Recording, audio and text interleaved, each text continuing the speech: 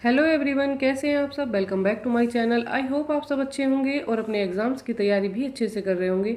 यहाँ पर हम करने वाले हैं हिस्ट्री की क्लास और आज का हमारा टॉपिक है मौर्य वंश। इसमें हम करेंगे सम्राट अशोक पर आधारित प्रश्न जो बार बार एग्जाम में रिपीट होते हैं और मोस्ट इम्पोर्टेंट क्वेश्चन है। इसका हमने हाफ पार्ट कल कंप्लीट कर लिया था। आज हम इसके आगे क्वेश्चन करने वाले हैं 21 से। तो चलिए देर न करते हुए आ जाते हैं क्वेश्चन नंबर 21 पर। इससे पहले अगर आप चैनल पर नए हैं और आपने अब तक वीडियो नहीं देखी है तो जाइए चैनल को सब्सक्राइब कीजिए और प्लेलिस्ट में जाकर सारी वीडियो देख लीजिएगा। तो चलिए देर न करते हुए आते हैं क्वेश्चन नंबर 21 पर। यहाँ पर दिया है 1750 ईस्वी में खोजे गए अभिलेख की संख्या कितनी है। तो 1750 ईस्वी में जो अभिलेख मिले उनकी संख्या यहाँ पर हमको बतानी है। आंसर देख लेते हैं। राइट आंसर यहाँ पर हो जाएगा 1750 ईस्वी में खोजे गए अभिलेखों की संख्या 14 है। यहाँ पर राइट आंसर है 14। चलिए आते हैं नेक्स्ट क्वेश्चन पर, देख लेते हैं क्वेश्चन नंबर 22। यहाँ पर दिया है अशोक के अभिलेख को पढ़ने में पहली सफलता कब और किसने की। तो किसको सबसे पहले अशोक के अभिलेख समझ आए और उसने अभिलेखों को पढ़ा, यहाँ पर क्या नाम हो जाता है। चलिए राइट आंसर यहाँ पर देख लेते हैं क्या हो जाएगा। राइट आंसर है यहाँ पर अशोक के अभिलेखों को पढ़ने में सबसे पहली सफलता 1837 में जेम्स प्रिंसेप ने ली। तो राइट आंसर क्या हो जाएगा, जेम्स प्रिंसेप। और कब ली थी, 1837 ईस्वी में।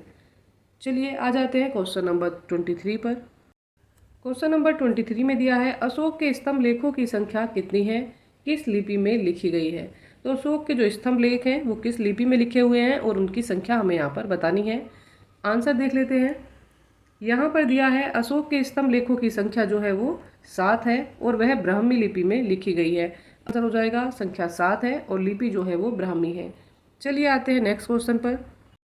क्वेश्चन नंबर 24 में दिया है अशोक के स्तंभ लेख कहाँ कहाँ प्राप्त हुए। तो इनके स्तंभ लेख कहाँ कहाँ पर प्राप्त हुए हैं। यहाँ पर राइट आंसर हो जाता है अशोक के स्तंभ अभिलेख 6 अलग अलग स्थानों पर प्राप्त हुए हैं। चलिए उन स्तंभ अभिलेखों के स्थानों को भी हम यहाँ पर जान लेते हैं कहाँ कहाँ पर मिले हैं। पहला है यहाँ पर प्रयाग स्तंभ लेख। यह पहले कौशाम्बी में स्थित था। इस स्तंभ लेख को अकबर ने इलाहाबाद के किले में स्थापित कराया। तो ये पहले कहाँ था, पहले कौशाम्बी में था और वहाँ से अकबर ने इसको शिफ्ट करा दिया कहाँ के लिए, इलाहाबाद के किले में इन्होंने इसको लगवा दिया। तो पहले नंबर पर आ जाएगा यहाँ पर प्रयाग स्तंभ लेख। दूसरे में आता है दिल्ली टोपरा। दिल्ली टोपरा का स्तंभ अभिलेख फिरोज शाह तुगलक के द्वारा टोपरा से दिल्ली लाया गया। ये टोपरा में था और फिरोज शाह तुगलक इसको दिल्ली ले आया। तीसरे नंबर पर है दिल्ली मेरठ स्तंभ अभिलेख। पहले यह मेरठ में स्थित था। यह स्तंभ लेख फिरोज शाह द्वारा दिल्ली लाया गया। दिल्ली इसको ये कौन लेकर आया, फिरोज शाह। चलिए देख लेते हैं नंबर 4 पर कौन सा है। चौथा जो स्तंभ अभिलेख है ये कहाँ पर है, ये रामपुरबा में है। यह स्तंभ अभिलेख चंपारण बिहार में स्थापित है और इसकी खोज किसने की, 1872 में कार्ल लायल ने इसकी खोज की थी। चलिए देख लेते हैं 5वें नंबर पर कौन सा है। 5वें नंबर पर यहाँ है लोरिया अरेराज। ये भी चंपारण बिहार में स्थित है। और नंबर 6 पर आ जाता है लोरिया नंदनगढ़। ये भी चंपारण बिहार में। इस स्तंभ पर मोर का चित्र भी बना है। नंबर 25 में दिया है किस अभिलेख को रानी का अभिलेख कहा जाता है। तो कौन सा अभिलेख है जो रानी के अभिलेख के नाम से मशहूर है। तो यहाँ पर राइट आंसर हम देख लेते हैं। राइट आंसर हो जाएगा यहाँ पर कौशाम्बी अभिलेख को रानी का अभिलेख कहा जाता है। तो यहाँ पर राइट आंसर है कौशाम्बी अभिलेख। चलिए आते हैं क्वेश्चन नंबर 26 पर। यहाँ पर दिया है अशोक का कौन सा अभिलेख सबसे बड़ा अभिलेख है। तो अशोक ने जो अभिलेख लिखवाए हैं उनमें सबसे बड़ा कौन सा है। यहाँ पर राइट आंसर दिया है क्या, अशोक का जो 7वां अभिलेख है वो सबसे बड़ा अभिलेख यहाँ पर कहलाता है। तो राइट आंसर हो जाएगा 7वां अभिलेख। देख लेते हैं क्वेश्चन नंबर 27। क्वेश्चन नंबर 27 में दिया है अशोक का सबसे छोटा स्तंभ अभिलेख कौन सा है। तो कौन सा सबसे छोटा लेख है। राइट आंसर हो जाएगा यहाँ पर अशोक का सबसे छोटा स्तंभ लेख रुम्मी देई है। तो यहाँ पर राइट आंसर हो जाएगा क्या, रुम्मी देई। चलिए आते हैं क्वेश्चन नंबर 28 पर। 28 में यहाँ पर दिया है अशोक के प्रथम पृथक शिलालेख में क्या घोषणा है। तो जो प्रथम पृथक शिलालेख है उसमें क्या घोषणा की गई है, जाएगा अशोक के प्रथम पृथक शिलालेख में यह घोषणा है कि सभी मनुष्य जो हैं मेरे बच्चे हैं। चलिए आ जाते हैं नेक्स्ट क्वेश्चन पर, देख लेते हैं 29। 29 में दिया है अशोक का सारेकुना कंदहार अभिलेख किस लिपि में है। तो किस लिपि में ये लिखा हुआ मिला है। राइट आंसर यहाँ पर है अशोक का सारेकुना कंदहार अभिलेख ग्रीक और अरमाइकल लिपि में लिखा हुआ है। तो यहाँ पर राइट आंसर हो जाएगा ग्रीक और अरमाइकाल लिपि में ये लिखे गए हैं। चलिए आते हैं क्वेश्चन नंबर 30 पर। 30 में दिया है उपधा परीक्षण किसे कहा जाता है। तो किसको उपधा परीक्षण के नाम से जाना जाता है। चलिए आंसर यहाँ पर देख लेते हैं। राइट आंसर यहाँ हो जाएगा साम्राज्य में मुख्यमंत्री और पुरोहित की जो नियुक्ति के पूर्व क्या होता था, उनके चरित्र की काफ़ी जांच परख की जाती थी। जब साम्राज्य में क्या करते थे, किसी मुख्यमंत्री को रखते थे या किसी पुरोहित को रखते थे, तो वहाँ पर उनके चरित्र को काफ़ी जांचा जाता था, जिसे उपधा कहा जाता था। इसको ही उपधा के नाम से जानते हैं।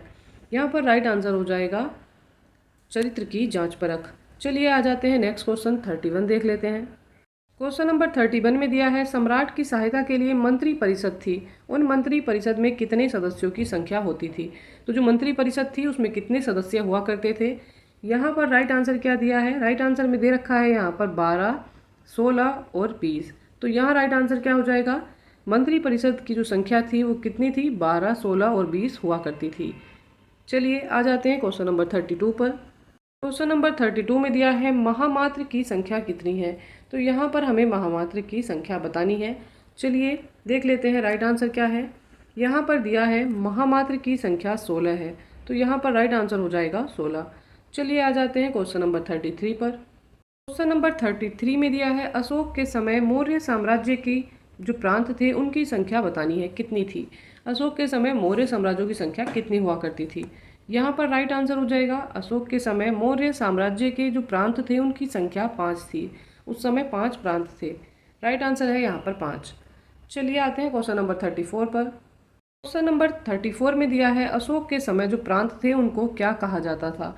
यहाँ पर बताना है उस समय प्रांतों को किस नाम से बुलाया जाता था। चलिए देख लेते हैं यहाँ पर राइट आंसर क्या है। राइट आंसर यहाँ पर हो जाएगा अशोक के समय प्रांतों को चक्र कहा जाता था। उस समय प्रांतों को चक्र कहकर बुलाया जाता था। यहाँ पर राइट आंसर है चक्र। चलिए आते हैं नेक्स्ट क्वेश्चन 35। प्रांतों के प्रशासन को क्या क्या कहते थे। उस समय जो प्रांतों में प्रशासन चलता था उसको क्या क्या कहा जाता था। चलिए राइट आंसर देख लेते हैं। राइट आंसर यहाँ पर हो जाएगा प्रांतों के प्रशासन को कुमार, आर्यपुत्रा और राष्ट्रीक कहा जाता था। तो यहाँ पर जो राइट आंसर है क्या है, आर्यपुत्रा, कुमार और राष्ट्रीक। चलिए आते हैं क्वेश्चन नंबर 36 पर। तो उस समय प्रशासन की सबसे छोटी इकाई को क्या कहा जाता था। यहाँ पर राइट आंसर है ग्राम। अशोक के प्रशासन में सबसे छोटी इकाई ग्राम को कहा जाता था। चलिए आते हैं क्वेश्चन नंबर 37 पर। क्वेश्चन नंबर 37 में दिया है मेगस्थनीज के अनुसार नगर प्रशासन कितने सदस्यों का मंडल होता था। जो नगर का प्रशासन होता था उसमें सदस्यों की संख्या कितनी होती थी। यहाँ पर चलिए ऑप्शंस दिए हैं। चलिए राइट आंसर देख लेते हैं। राइट आंसर हो जाएगा यहाँ पर मेगस्थनीज के अनुसार नगर का प्रशासन 30 सदस्यों का एक मंडल होता था। उस प्रशासन में कितने सदस्य होते थे, 30 सदस्य वहाँ पर होते थे। क्वेश्चन नंबर 38 में दिया है किसके अनुसार चंद्रगुप्त मौर्य की सेना में लगभग 50,000 अश्वारोही और 9,000 हाथी व 8,000 रथ शामिल थे। तो यहाँ पर राइट आंसर क्या हो जाएगा, चलिए आंसर देखते हैं। यहाँ पर राइट आंसर हो जाएगा जस्टिन के अनुसार। जस्टिन ने बताया कि 50,000 अश्वारोही सैनिक हुआ करते थे, 9,000 हाथी और 8,000 जो थे उस समय रथ चंद्रगुप्त मौर्य की सेना में थे। राइट आंसर है यहाँ पर जस्टिन। क्वेश्चन नंबर 39 देख लेते हैं। मौर्य काल में नायक किसको कहते थे। तो यहाँ पर राइट आंसर चलिए हम देख लेते हैं। राइट आंसर हो जाएगा मौर्य काल में युद्ध क्षेत्र में सेना का जो नेतृत्व करता था उस अधिकारी को नायक कहा जाता था। तो यहाँ पर राइट आंसर है युद्ध क्षेत्र में सेना का नेतृत्व करने वाला अधिकारी। चलिए आ जाते हैं नेक्स्ट क्वेश्चन पर। यहाँ पर दिया है सैन्य विभाग का सबसे बड़ा अधिकारी क्या कहलाता था। जो सेना का सबसे बड़ा अधिकारी होता था उसको क्या कहा जाता था। चलिए राइट आंसर पर आ जाते हैं। यहाँ पर दिया है यहाँ पर राइट आंसर में दिया है सैन्य विभाग का सबसे बड़ा अधिकारी सेनापति कहलाता था। यहाँ पर राइट आंसर है सेनापति। क्वेश्चन नंबर 41 में यहाँ पर दिया है किसके अनुसार चंद्रगुप्त की सेना में 6 लाख पैदल सिपाही, 30,000 घुड़सवार और 9,000 हाथी थे। तो किसने ये बताया है। यहाँ पर राइट आंसर हो जाएगा प्लिनी। प्लिनी नामक यूनानी लेखक के अनुसार चंद्रगुप्त की सेना में 6 लाख पैदल सिपाही और 30,000 घुड़सवार तथा 9,000 हाथी थे। तो यहाँ पर जो राइट आंसर है वो क्या है, प्लिनी। चलिए आते हैं क्वेश्चन नंबर 42 पर। क्वेश्चन नंबर 42 में दिया है गूढ़ पुरुष किसको कहा जाता था। उस समय गूढ़ पुरुष किसको बोलते थे। चलिए आंसर देख लेते हैं।